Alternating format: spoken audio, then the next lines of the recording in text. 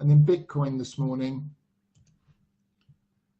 again, it's just flopping around here and doing nothing. So until we get the next actual move, I can't discern where we are in this last subwave, other than to say we've got the 1 and 2 in place. That spike and reversal, we've just kind of drifted slowly lower since then. So nothing that I can add to the analysis from recent video updates in Bitcoin at this point in time.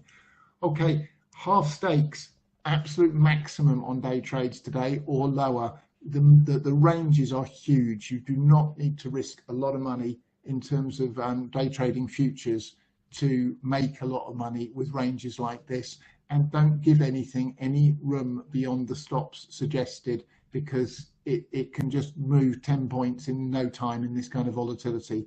If you're not comfortable, sit it out, wait for a clearer market and setups. There's absolutely no reason why you have to trade it if you don't want to. But